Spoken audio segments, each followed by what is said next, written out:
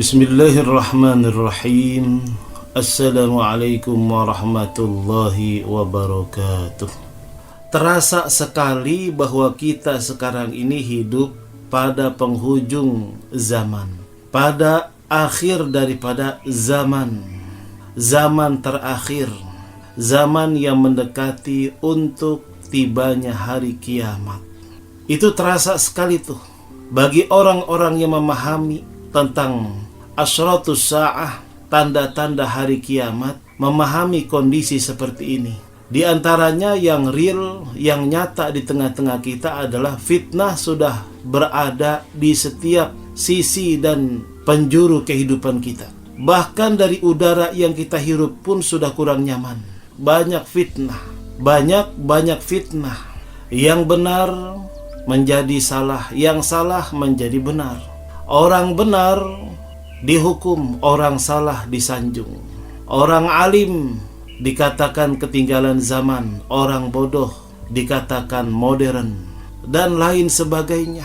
Perbuatan maksiat disangka biasa, perbuatan dosa itu pun sudah biasa. Sementara orang yang beribadah mengais pahala kebaikan dari Allah Subhanahu wa Ta'ala, itu dikatakan norak, itu dikatakan ketinggalan zaman.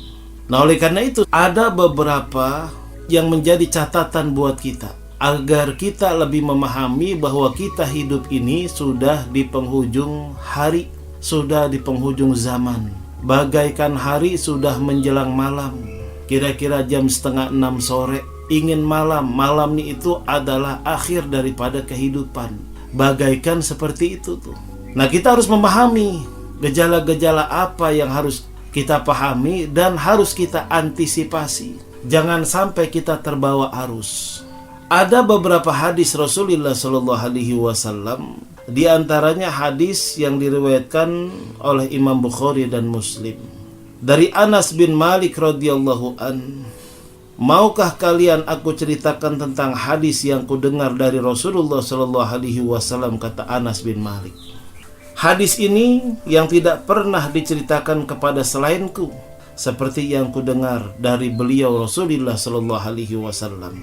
Beliau bersabda, Inna min asyratis sa'ah, sesungguhnya tanda-tanda kiamat itu adalah ayyurfa'al ilm, yaitu hilangnya atau terambilnya ilmu, terangkatnya ilmu. Ini yang pertama, yaitu terangkatnya ilmu. Bagaimana cara Allah mengangkat ilmu tersebut? Bagaimana cara Allah menghilangkan ilmu tersebut? Khususnya ilmu-ilmu yang berkah, ilmu yang bermanfaat, yang selama ini kita pelajari, yaitu ilmu agama, yang bisa membuat kita tambah mengenal Allah, cinta kepada Allah, tambah kuat ibadah kita kepada Allah, dan tambah banyak kita mempersiapkan untuk menghadap Allah Subhanahu wa Ta'ala. Itu namanya ilmu yang bermanfaat, ilmu yang berkah. Kata Rasulullah Sallallahu Alaihi Wasallam dalam hadis yang berbeda, Allah mengangkat ilmu itu, ya. Ini ada hadis Rasulullah dari Abdullah bin Amr bin As radhiyallahu an, ia berkata, aku mendengar Rasulullah Sallallahu Alaihi Wasallam bersabda, Innallaha la yaqbidul ilma intiza'an yantazi'uhu minal ibad.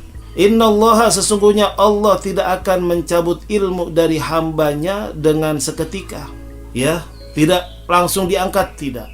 Itu ada fase-fasenya.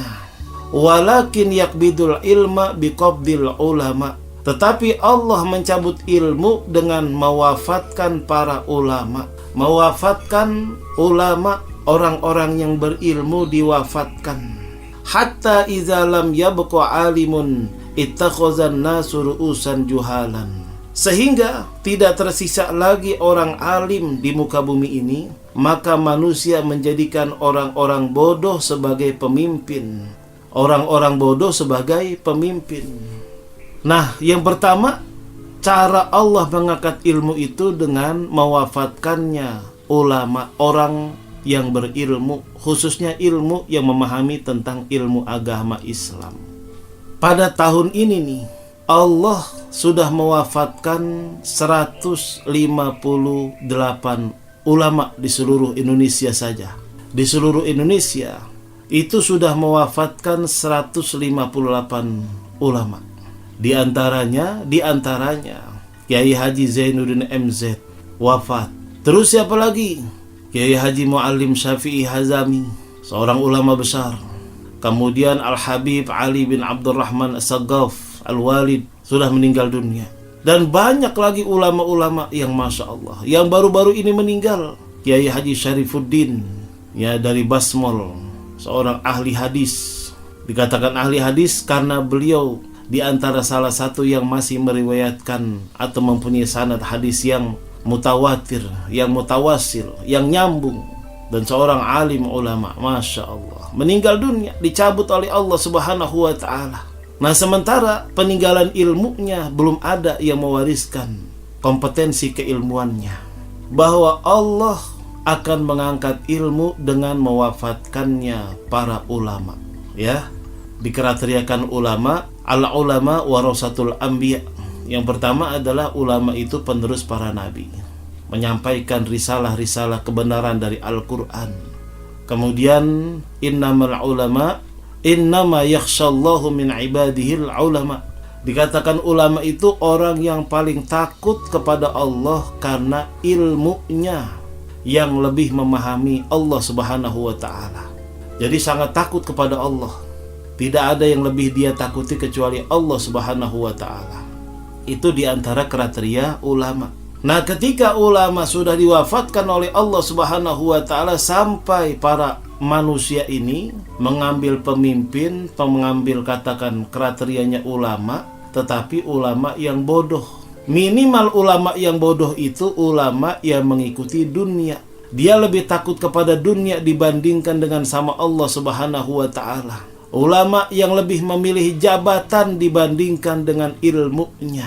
Apa sih harganya ulama menjadi menteri? Apa sih harganya ulama menjadi anggota DPR? Bahkan apa sih harganya ulama menjadi presiden? Ulama harus lebih dari itu.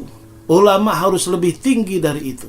Karena ulama adalah pembawa risalah dari Allah Subhanahu wa ta'ala. Tidak akan tunduk dengan semiliar ataupun setriliun ya uang yang bertumpuk dibandingkan dengan membela kebenaran dari Allah Subhanahu wa ta'ala.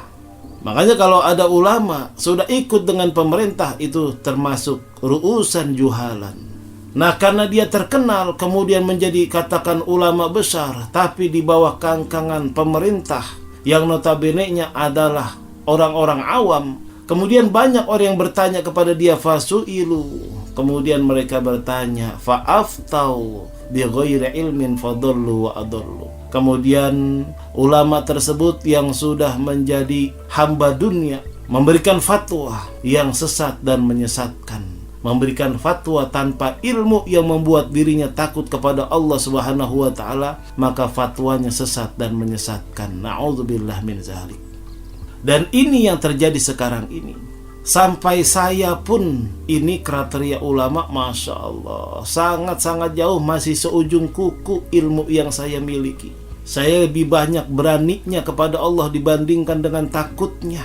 Makanya na'udzubillah, mudah-mudahan Allah melindungi kita dari keberanian kita kepada Allah menentang perintah-perintahnya. Ya Allah, mudah-mudahan kita menjauhkan diri dari syaitan, dan Allah membantu kita menjauhkan, melindungi diri kita dari godaan syaitan.